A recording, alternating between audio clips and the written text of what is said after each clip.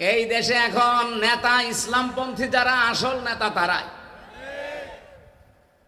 এদেশে যত বড় নাম করা মানুষ হোক, হ্যাঁ কিছু মানুষ হয়তো আবেগে যেতে পারে, তাদেরকে হয়তো টাকা পয়সা দিয়ে নিয়ে যেতে পারে, কিন্তু ইসলামপন্থী কোনো মানুষ যদি এখন একবার ডাক দেয়, ঢাকাতে এই যে 21 তারিখে বাংলাদেশ জামাত ইসলামের মহাসমাবেশ আছে, আমার মনে হয় মহাসমুদ্র তৈরি হবে ইনশাআল্লাহ। আমির জামাত ডক্টর শফিকুর রহমান হাফিজাহুল্লাহর ডাকে 21শে জুন বাংলাদেশে এর চাইতে বড় সমাবেশ কেউ দেখাতে অন্তত পারবে না। এরপরে 28 তারিখে আছে চরমনাই পীর সাহেবের, এই দিনও লক্ষ লক্ষ কোটি কোটি মানুষ বাংলাদেশ থেকে যাবে। অন্যান্য সময় বলতে পারেন না, এর আগেও বড় সমাবেশ হয়েছে, সেখানে মামা ছাড়া লেগেছে। কি এদেশে বড় বড় সমাবেশ যারাই করে তারা আগে মামা দেয়, হয়তো 500-1000 করে মামা দেওয়া লাগে। আমি তো নিজে দেখেছি ওই মানুষগুলোর সাথে মিশে, টাকা ভাগে কম পড়লে আবার বাবা মা তুলে গালিও দেয়। তার মানে তখন বোঝা যায় যে মনে হয় কিছু কম পেয়েছে।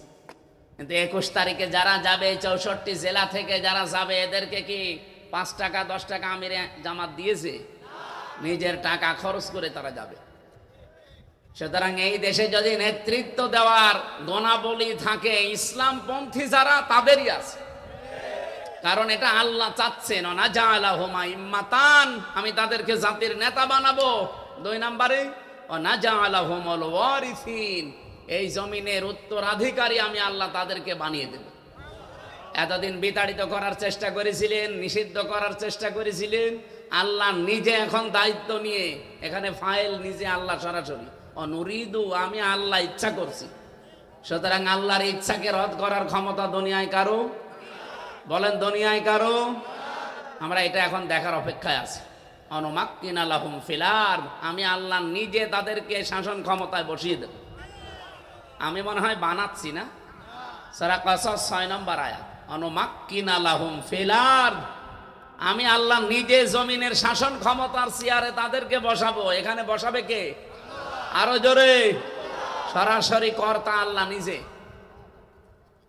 কেন করাবো জানো? নুরিয়া ফিরাউনা ওয়া হামানা ওয়া জুনুদাহুমা মিনহুম মা কানু ইয়াহজারুন, আমি ফেরাউনকে দেখাতে চাই। আমার প্রশ্ন হচ্ছে নুরিয়া, আল্লাহ বলেন আমি দেখাতে চাই, দেখাতে চেয়েছি, আল্লাহ বলেন না চাই। বর্তমান ভবিষ্যৎ, প্রেজেন্ট ফিউচার, বলেন তো এখন ফেরাউন বেঁচে আছে? বলেন বলেন, তাহলে আল্লাহ কেন নুরিয়া দিলেন?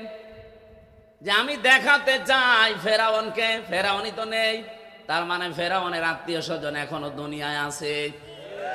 লেডি ফেরাউন ছিল তাম দুনিয়া এখন বলছে, তার মানে আল্লাহ তাকে দেখাবে। 2 নম্বরে আল্লাহ নাম দিয়েছেন হামানা, হামান ছিল মন্ত্রী, আর একদিকে হামান ছিল টাক।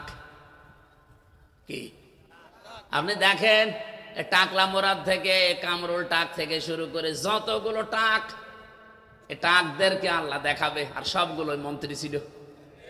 হয়তো আল্লাহ সরাসরি এখানে কামরুল টাকের নাম দেয়নি, মোরাদ টাকলার নাম দেয়নি, তো হামানের নাম দিয়েছে। ও হামান যা যা করতো এই টাকগুলো তাই তাই করেছে। 3 নম্বর ও জুনুদাহুমা, আল্লাহ বলেন তাদের সৈন্য সমর্থন, তাদের দলীয় লোকজনকে আমি দেখাবো। ঠিক আল্লাহ দেখাবে। কেন? মিনহুম মা কানু ইয়াহজারুন, এই মানুষগুলো সবচাইতে বেশি ভয় পেত মুসা নবীর দলকে। এই 54 বছরে এই দেশে ইসলামপন্থী কোন দলকে জালেমরা এত ভয় পায় না যত ভয় পায় জামাত আর শিবিরকে। যাদেরকে ভয় পাতেন এদেরকে আল্লাহ বসাবে, দায়িত্ব নিয়েছে আমির হামজা। কে? বলেন বলেন, এই সুসংবাদটা কি আমি নিজে বানালাম না কোরআনে আছে? আর কোরআনের কোনো কথা মিথ্যা হওয়ার সম্ভাবনা নেই, আছে? আল্লাহ অবশ্যই এটা সত্যে পরিণত করবেন বলে আমাদের 100% বিশ্বাস আছে। আর সেই আশায় এখন আমরা আছি ইনশাআল্লাহ। আজকে লন্ডনে বৈঠক হওয়ার পরে দেখছি একজনের মুখে শুধু ইনশাআল্লাহ, আলহামদুলিল্লাহ, সুবহানাল্লাহ, হবেই হবে ইনশাআল্লাহ, এই কথা বল। কি গো, আল্লাহ বলে একজন আছে তাই বিশ্বাস করে না অনেকে, কিন্তু হঠাৎ করে এর মুখে খালি সুবহানাল্লাহ, ইনশাআল্লাহ, আলহামদুলিল্লাহ, দোয়া করেন। এই কথা এত বারবার মুখে আসার কারণ কি? তার মানে এর ভেতরে কোনো কারণ আছে। সবাই জানতে পারে এই দেশে যে ইসলামের দোহাই দিয়ে এতদিন পট্টি মাথায় দিয়ে পর্যন্ত অনেকে ধোকা দিয়েছে। এখন আর মানুষ ধোকা খাবে না। কেন? কারণ এই জাতি এখন আর ডাইল খায় না, এখন আর বাবা খায় না। ডাইল বাবা যেখান থেকে আসবে সে রাস্তাগুলো বন্ধ হয়ে গেছে। কি পুলিশ এসেছে, আপনি পুলিশের কাছে কানে কানে যে জিজ্ঞাসা করে যে এই দেশ থেকে তামা, সোনা, রূপা, লোহা এগুলো সব পাচার হয়ে যায় দস্তা, আর দাদার দেশ থেকে আসে ডাল বাবা। ডাল মানে তো মসুরের ডাল আসে না, কি ডাল? ফ্যান্সি ডাল। আমি একবার ওই যে যখন বিশ্ববিদ্যালয়ে ছিলাম ফার্স্ট ইয়ারে 11 সালে, 10 সালের প্রথম দিকে মানে শেষের দিকে থানায় গেছি। আমার প্রথম যত গ্রেপ্তার করে নিয়ে যায়, বের করে যেদিন দিল আমি বলছি দেখছি দুইজনকে পিটাচ্ছে ধরি। আমি সেকেন্ড ওসিকে জিজ্ঞাসা করেছি যে এখানে মারেন কেন? ঝোঝরের ডাইল খায়। আরে ভাই কোন দেশে আসলাম যে ডাইলও খাওয়া যাবে না? বলছে এ ডাইল সে ডাইল না, এ ফ্যান্সি ডিল। এরা ফ্যান্সি ডিল খায়, এরা বাবা খায়। এগুলো আসা বন্ধ হয়েছে এই 10 মাসে। জাতি পোড়াটা চেঞ্জ হয়ে গেছে। এখন আর জাতি মাতাল নেই যে আপনি পট্টি মাথায় দিয়ে হাতে তসবিহ নিয়ে উল্টা পাল্টা বুঝিয়ে দেবেন আর মানুষ বুঝে ফেলবে। কে কথা বোঝেন? জাতি এখন ভেবে চিনতে সিদ্ধান্ত নেবে ইনশাআল্লাহ। কোন ষড়যন্ত্রে আমরা পা দেব না। সম্মানিত ভাইরা, আমরা কোরআনে কারিমের যে আয়াত দিয়ে আরম্ভ করেছিলাম আলিফ লাম দিয়ে, জালিকাল কিতাবু লা রাইবা ফি, কোরআনের ক্ষমতা আছে হেদায়েত দেওয়ার, কিন্তু হেদায়েত পাওয়ার জন্য আমারও কিছু কোয়ালিটি লাগবে। সে কোয়ালিটি প্রথম কি? আমার মন থাকা লাগবে। সুতরাং আজকে আপনি মন তৈরি করে বসেন যে তেলাওয়াতকৃত আয়াত থেকে যেগুলো এখান থেকে ডেলিভারি দেওয়া হবে এটা আমার জন্যে। এটা কার জন্যে? আল্লাহ যেন আমাকে মেনে চলার তৌফিক দেন। যদি মন তৈরি এখনো না হয় যে যা শুনছি শুনি, বাড়ি যাওয়ার আগে আবার রেখে যাব, আপনি আজকের একদিনের মাহফিল না, কিয়ামত পর্যন্ত যদি এখানে হতেই থাকে, আপনি শুনতেই থাকেন, কিছুই হবে না। কারণ আমাদের চাইতে গিরিশচন্দ্র সেন কোরআন শরীফ পড়েছে বেশি, শুনেছে বেশি, লিখেছে বেশি, বুঝেছেও বেশি। বুঝেছে বেশি বললাম কেন? তো কোরআনের শুধু বঙ্গবনবাদ করে না, ও তাফসির পর্যন্ত লিখেছে। ওই নরসিংদী বাড়ি শিবপুরে এই হিন্দু বেটা পড়া কোরআন শরীফের এক একটা শব্দের একাধিক অর্থ ওর আয়ত্তে ছিল, নাই তো তাফসির করলো কি দিয়ে? এখানে জেলা আমির সহ যত আলেম ওলামা আছে, আলিয়া কওমি বিশ্ববিদ্যালয় যাই বলেন, আমি গ্যারান্টি দিতে পারি একজনও বুকে হাত দিয়ে কেউ আমরা বলতে পারবো না যে পড়া কোরআনের প্রত্যেকটা শব্দের অর্থ আমার জানা আছে। পারবেন না? আমি পড়েছি মানে কতবার পড়েছি এক একটা শব্দ আমার নিজেরও মনে নেই, এতবার পড়েছি, কিন্তু আমার এখন আর আয়ত্ত নেই। হ্যাঁ, আবার দেখা লাগবে, স্টাডি করা লাগবে, তাছাড়া বলতে পারবো না। আমি ছোটকাল থেকে এই কোরআনের ওপরে লেগে আছি, আমার অনার্স মাস্টার্সও এর ওপরে। আমি হাফেজি পড়েছি, আর তাও যেমন তেমন ভাবে না, আমি আয়াত, পারা, পৃষ্ঠা, লাইন, রুকু, সূরার নাম, তাফসির সহ একেবারে আয়ত্ত করে রেখেছি প্রত্যেকটা আয়াত। তারপরও প্রতিটি শব্দ আমার মনে নেই। অথচ হিন্দু মানুষ কি পড়া পড়েছিল আপনি বলেন তো? আমি মাঝে মাঝে আমার নিজেরটা দিয়ে মিলাই যে এত লেগে থেকেও আমি ওর মতো হতে পারি না। পড়া কোরআন শরীফের প্রতিটি শব্দের একাধিক অর্থ ওর জানা ছিল, নয়তো তাফসির করা সম্ভব না। কারণ এমন এমন শব্দ আছে কোরআনে এক এক জায়গায় এক এক অর্থে ব্যবহার হয়েছে, শব্দ এক, কিন্তু ব্যবহারের ক্ষেত্র দেখে আল্লাহ ব্যবহার আলাদা দিয়েছে। দরবা মানে মারা, দরবা মানে দৃষ্টান্ত দেওয়া, দরবা মানে সফর করা। এই যে তিনটা অর্থ বললাম একটা শব্দের। এখন যেই জায়গায় অ্যাপ্রোপ্রিয়েট হবে, যেখানে সেট করলে অর্থটা সঠিকভাবে বেরিয়ে আসবে, ওই জায়গায় ওই অর্থটা ওখানে লেখা লাগবে। আপনি যদি দরবা মানে সব জায়গায় শুধু মারা ধরেন, তাহলে আল্লাহ যেখানে দৃষ্টান্ত দিল, যেখানে সফরের কথা বললো, আপনি মিলাবেন কি করি? তাহলে গিরিশচন্দ্র সেন কি পড়া পড়েছিল আপনি বলেন? আপনার চাইতে আমার চাইতে অন্তত বেশি পড়ে নাই? বলেন বলেন। বেশি তো পড়েছে, বেশি বুঝেছে, বেশি লিখেছে, বেশি শুনেছে, কিন্তু মরণের আগে হেদায়েত পেয়েছে? না, পায়নি। মরে যাওয়ার পরে ওরে মাটিতে দেয়নি, জানাজা দেয়নি, কবরে দেয়নি, কি করেছে? পড়িয়ে ফেলিস। কি বুঝলেন বলেন আপনি? এত বেশি কোরআনের কাছে থাকার পরে ওই লোকটা হেদায়েত পায়নি, কারণ ওর মন ছিল না। কি ছিল না? আমাদেরও যদি মন না থাকে গিরিশচন্দ্র সেনের মতো হয়, আপনাকেও আল্লাহ হেদায়েত দেবেন। আল্লাহর অত দায় পড়ে না যে আপনাকে হেদায়েত না দিলে আল্লাহর ক্ষমতা মনে হয় কমে যাবে। এই জন্য আপনি আগে মন তৈরি করেন।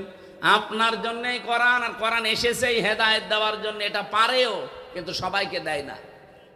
এই যে দুধ, দুধ এর নাম কিন্তু ideal food. Milk is an ideal drink বলা হয় না, আইডিয়াল ফুড বলা হয়। অথচ দুধ তো তরল, ওটা তো ড্রিঙ্ক বলার দরকার। বিজ্ঞান বলছে না milk is an ideal food, এটা আদর্শ খাবার, আদর্শ পানি না। সারা পৃথিবীর 12,500 খাবারের ওপরে চিকিৎসা বিজ্ঞানী যারা তারা গবেষণা করেছে, ওরা মিলিয়ে দেখছে যে খাবার আপনার ক্ষুধা লাগলে খাবেন, ক্ষুধা মিটবে, তো পিপাসা মিটবে না। হ্যাঁ, পিপাসা মিটাতে হলে আগে পানি পান করেন, পিপাসা মিটে যাবে, কিন্তু ক্ষুধা আবার মিটবে না পানিতে। এক একটার এক এক কাজ। এ পৃথিবীতে একটাই মাত্র খাবার তারা পেয়েছে, তার নাম দুধ, যেটা খেলে ক্ষুধাও মিটে যায়, পিপাসাও মিটে যায়।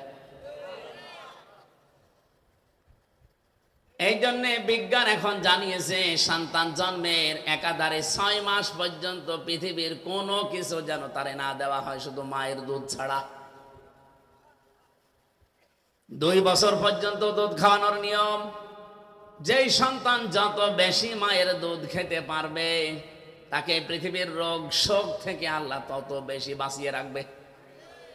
এমনকি সে হুষ্টপুষ্ট হবে, মোটা তাজা থাকবে, রোগ শোক থেকে প্রতিবন্ধকতা সৃষ্টি হবে এই দুধের কারণে। আমার মনে হয় আমি একটু জন্মের পরে দুধ কম পেয়েছিলাম, এই জন্য আমার শরীরই চলে না। এই 2 জন মনে হয় একটু বেশি পেয়েছে। কিন্তু আমার আফসোস লাগে, এখন আমাদের মেয়েরা অনেকেই তারা সন্তানকে এখন আর দুধ দিতে চায় না। মনে করে আমার ফিগার নষ্ট হয়ে যাবে, আমার স্বাস্থ্য খারাপ হয়ে যাবে। পৃথিবীর কোন জিনিস যদি এক জায়গায় জমাট হয়ে থাকে, ওটা কিন্তু আর ঠিক থাকে না, নষ্ট হয়ে যায়। এই যে পানি, নদীর পানি যদি আপনি বাদাল দিয়ে রাখেন, ঠিক থাকবে? পচন ধরবে, ওখানে পোকামাকড় তৈরি হবে, দুর্গন্ধ বের হবে, নষ্ট হয়ে যাবে। আর ছেড়ে দেন, স্বচ্ছ নির্মল পানি আসতেই থাকবে। লোহা লক্কড় আছে, এক জায়গায় রেখে দেন, মরিচা ধরবে, জং ধরবে, নষ্ট হয়ে যাবে। ওটা যত বেশি কাজে লাগাবেন তত ওর ধার ঠিক থাকবে। এই কথা বলছেন না কেন? পৃথিবীর প্রতিটি জিনিসেই টাকা পয়সাও এক জায়গায় রাখা ওভাবে ঠিক না। ওর হক যত আদায় করবেন তত ভালো থাকবে। পৃথিবীতে ক্ষমতাও এক জায়গায় ঠিক না, এইটাও গরম হয়ে যায়। এই 15 বছর যদি একাধারে তাদের কাছে না থাকতো, এত গরম হতো না। কথা বলে না কেন? পৃথিবীর কোন জিনিস যেহেতু এক জায়গায় রাখলে ঠিক থাকে না, রাখলেই নষ্ট হয়ে যায়। ঠিক মায়ের স্তনে আল্লাহ যে দুধ দিয়েছেন, এটা যদি জমাট করে রাখেন, এখানে ক্যান্সার হওয়ার সম্ভাবনা। আপনি ফিগার ঠিক রাখার জন্য বলছেন না আমি দুধ খাওয়াবো না, শেষে ক্যান্সার হলে কেটে বাদ দেওয়া লাগবে, তখন টের পাবেন। আমি আর নিচে নামলাম না। সম্মানিতা মা বোনেরা, আপনার স্তনে আল্লাহ যে দুধ দিয়েছেন, এটা শুধু খাবার না, এর ভেতর আল্লাহ মহব্বত দিয়েছেন। এই জন্য যে সন্তান মায়ের দুধ বেশি করে খায়, তাদের মায়ের সাথে মহব্বত, ভালোবাসা বৃদ্ধি পায়। দাস আপনারা দিতে চান না, স্বামীকে বলে যে ডানো আনো। কি আনতে বলে? ডানো, ডানো আনো। মনে হচ্ছে পাগল পেয়েছে আমাদের। ডানো না এনে দিলাম, কিন্তু ডানো বানায় কি দিয়ে? পশুর খাবার দিয়ে, পশুর দুধ দিয়ে বানানো হয় এই ডানো। ওর ভেতরে যে 19টা জিনিস পাওয়া যায়, ডানোর ওখানে লেখা আছে, দেখবেন একটা একটা করে পশুর দুধের কিছু নিয়ম নীতি ওর ভেতরে পাওয়া যায়। এই জন্য ডানো খেয়ে যারা মানুষ হয়, দেখবেন বড় হয়, এই মানুষগুলো আর মানুষের চরিত্রে থাকে না, পশুর মতো হয়ে যায়। এরাই বড় হলে তখন মা বাবার আর সম্মান ভালোবাসা শ্রদ্ধা দেয় না, তখন বৃদ্ধাশ্রমে রেখে আসে। এক কথা বলছেন, দুধের কত বড় কত ফজিলত আছে দুধের। প্রতিদিন একটা সন্তান মায়ের স্তন থেকে কম পক্ষে 8 বার 10 বার করে দুধ পান করতেই থাকে। একবারে যদি দুধ পান করে কমপক্ষে 1 পোয়া করে পান করলে এক দিনে 2 কেজি পান করে। আমি আমারটা হিসাব করে দেখেছি, আমি যদি একা, আমি হিসাব করলাম আমার মায়ের স্তন থেকে কমপক্ষে আমি 2 বছরে 36 মণ দুধ খেয়েছি। আমি আমারটা মেলানোর পরে আমার 2 বাড়ি পরে এক চাচা, ওনার ছেলে 5টা, মেয়ে 12টা, বউ 1টা। কয়টা হয়েছে? 17টা। আমি ক্যালকুলেটর নিয়ে ওনারটা একটু হিসাব করলাম, দেখি ওনারটা কয় কেজি হয়। মোবাইল আছে, বের করেন তো। 36 মণ যদি এক একটা সন্তান 2 বছরে খায়, 17 36 কত হয়? তাড়াতাড়ি করেন না, আরো বেশি হওয়ার কথা। চিন্তা করেন, ওই মহিলার ওজন খুব বেশি হলো 50-60 কেজি হবে। 612 মণ দুধ আল্লাহ তার শরীর থেকে বের করেছে।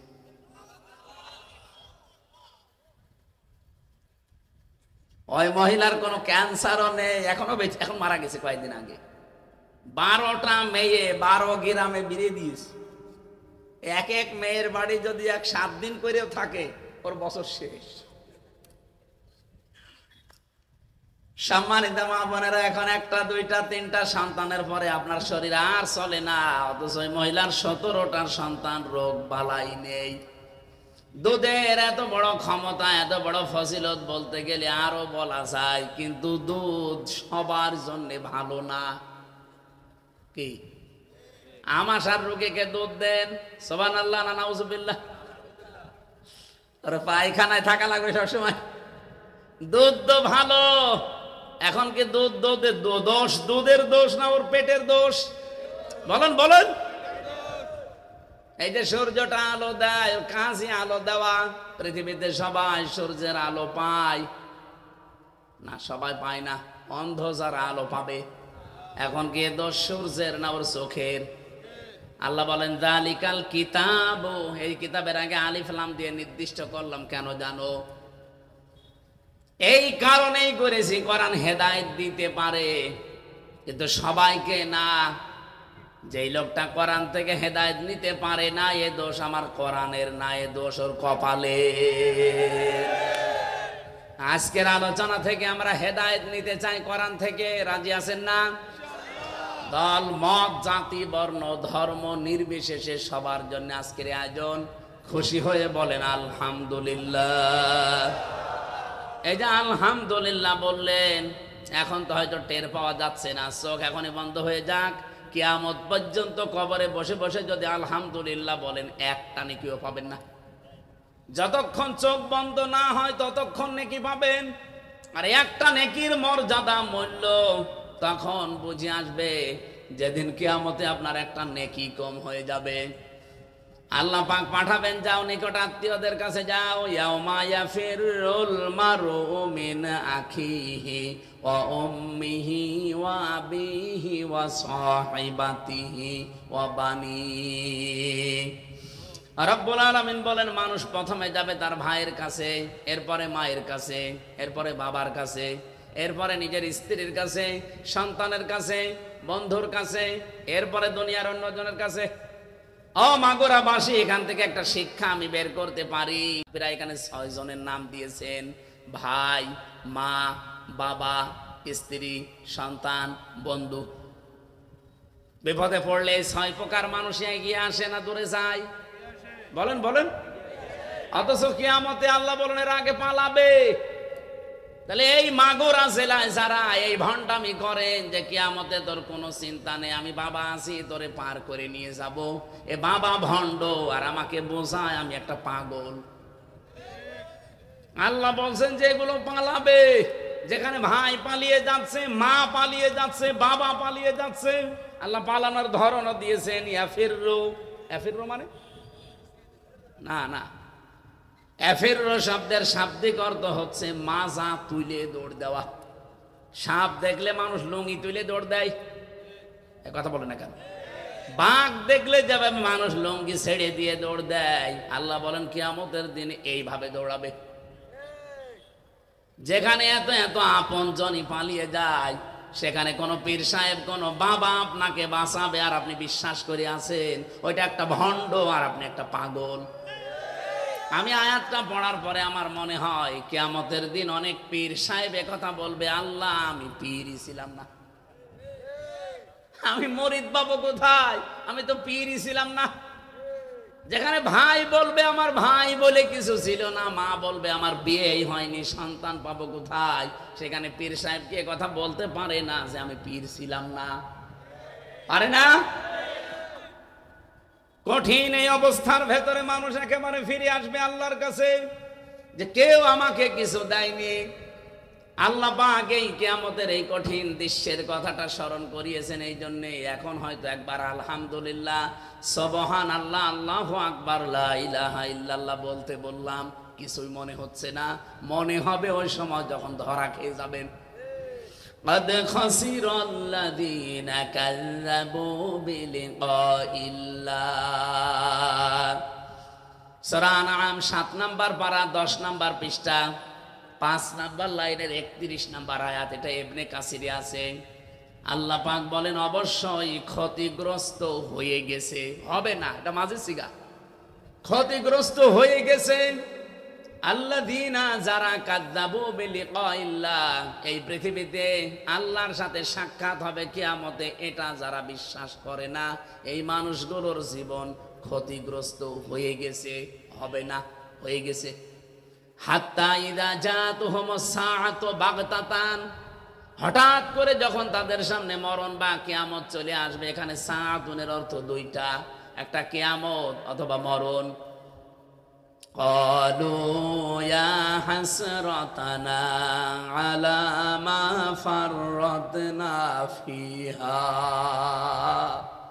তখন এই মানুষগুলো পেছনের জীবনের দিকে তাকিয়ে বলবে, আল্লাহ কি পাঠালাম আমি, আমার পেছনের জন্য আমি যা পাঠিয়েছিলাম এইটার জন্য তখন সে আফসোস করবে। অহুম ইয়াহমিলুনা আওজারহুম আলা যুহুরিহিম আলা সামা ইয়াসিরুন। এই মানুষগুলো কিয়ামতের দিন বহন করে নিয়ে যাবে তাদের পাপের বোঝা পিঠের উপরে।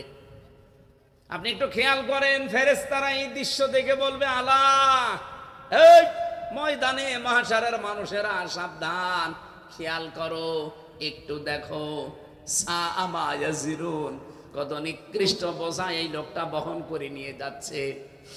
ও মাগুরা বাঁশিয়া, একটা আপনি নিজের জন্য একটু ধরেন তো। এখানে শব্দের দিকে খেয়াল করে করে আমি তাফসীরের সাথে মিলিয়ে দেখলাম, আশ্চর্য শব্দ আল্লাহ এখানে চয়ন করলেন। ওয়া মানে এবং, হোম মানে তারা, ইয়াহমিলুনা, হামালা ইয়াহমিলু মানে বহন করা, এটা বর্তমান, ভবিষ্যৎ, প্রেজেন্ট, ফিউচার। আলা মানে উপরে, জুহুর মানে পিঠ, হিম মানে তাদের, ঝাড়ের বহু বচন আল্লাহ আউজার দিয়েছেন, বোঝা সমূহ। আমি আয়াত থেকে কয়েকটা বিষয় বের করতে পেরেছি। এইদিকে তাকান, আল্লাহ বলেন কিয়ামতের দিন এই লোকটা আমির হামজা অথবা বাকের সাহেব, এই দুইজন কিয়ামতের দিন যখন হাঁটবে, এদের মাথার উপরে তাদের পাপের বোঝাগুলো চাপিয়ে দেব। হয়েছে না? বাংলা অর্থ হয়নি। আল্লাহ যদি বলতেন চাপিয়ে দেব শুধু এ পর্যন্ত বললে আয়াতে আমি পড়তাম না। আল্লাহ পাক দিয়েছেন ইয়াহমিলুনা আলা যুহুরিহিম আওজারহুম আলা যুহুরিহিম। আল্লাহ জারহিম দিতে পারতেন, আওজার বহু বচন লাগালেন কেন? শুধুমাত্র পাপের বোঝা হামজার পিঠে, বাকেরের পিঠে আল্লাহ লাগিয়ে দেবে তা না। আল্লাহ পাক বলেন আমি চাপাতেই থাকবো তার এই গোনার বোঝাগুলো।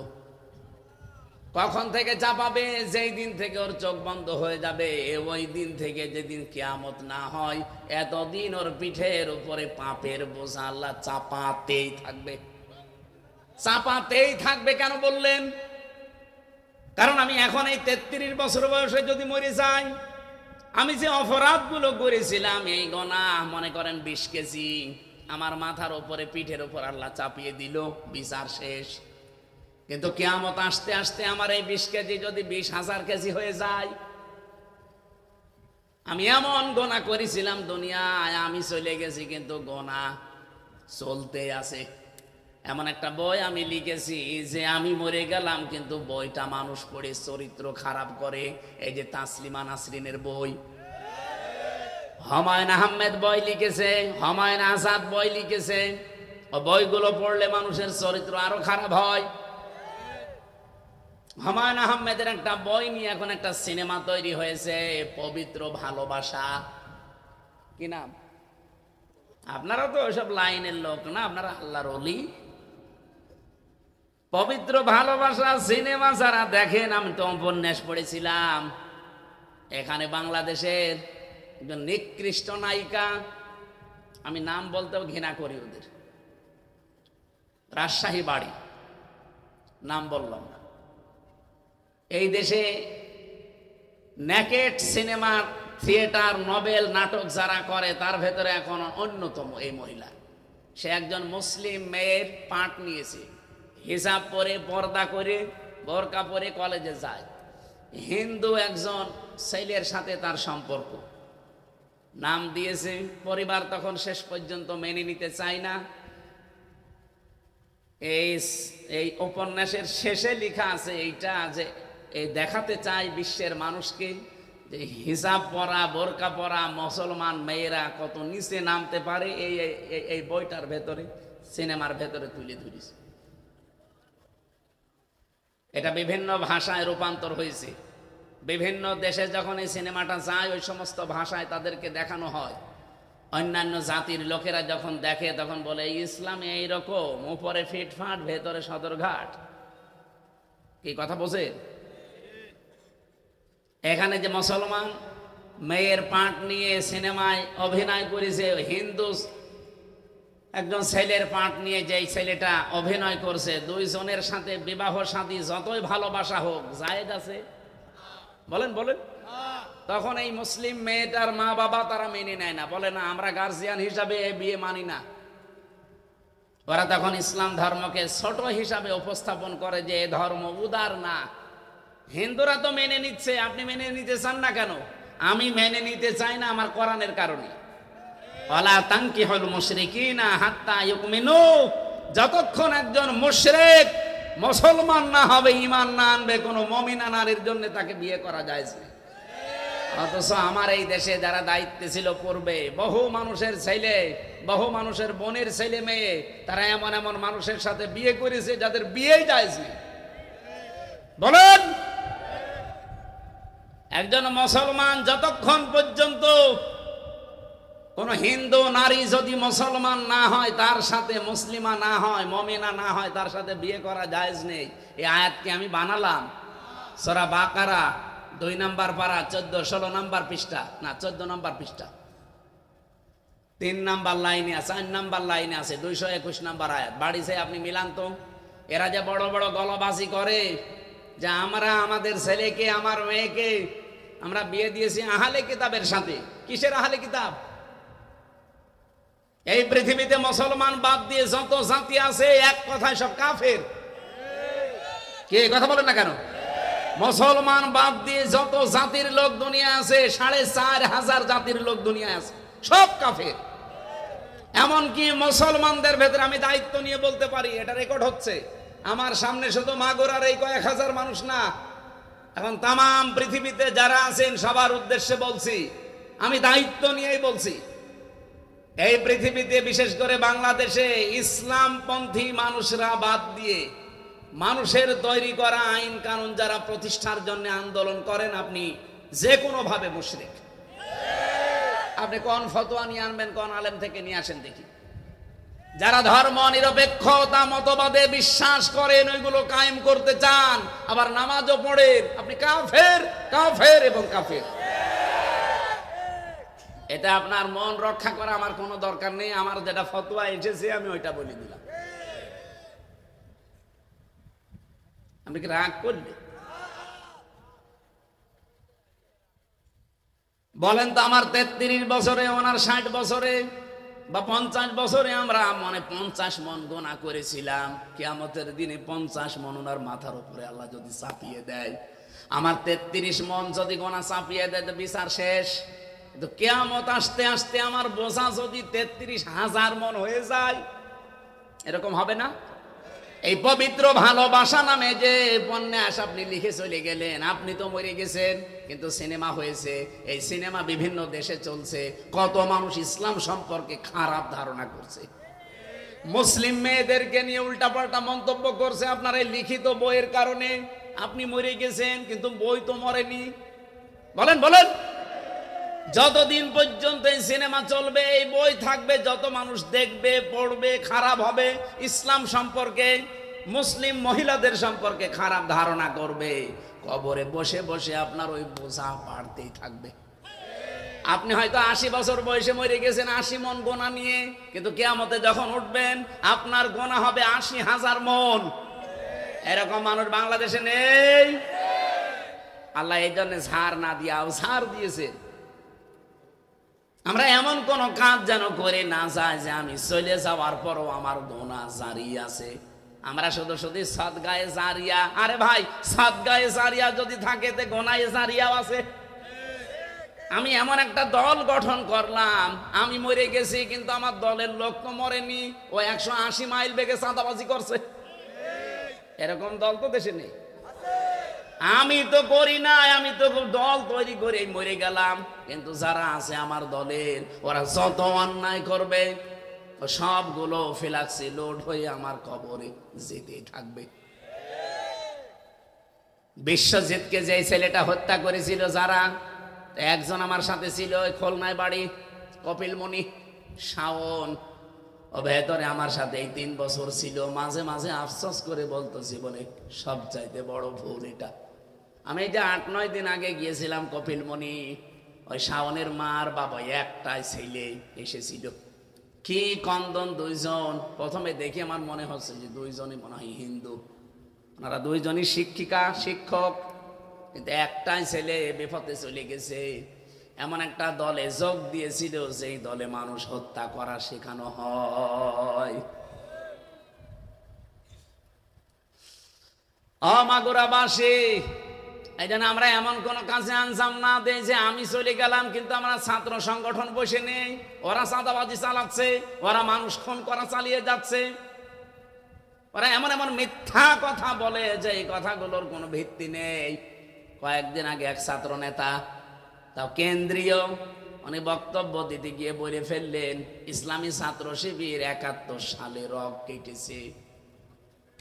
আর 71 সালে ওরা তো জন্মই হয়নি, ও তো 77 সালে জন্ম। তা আমার জন্ম 77 সালে, আমি 71 সালে রগ কাটলাম কি করে? এই কথাটা পুরা অসত্য, মিথ্যা। একজনের উপরে আন্দাজে মিথ্যা কিছু চাপিয়ে দিতে গেলে ভুল ভাল বের হয়ে যায়। তামাম দুনিয়া এখন বলছে যে ওই ছেলেটা মিথ্যাবাদী, ওর আন্ডারে যত ছেলে আছে ওইটাই শিখবে।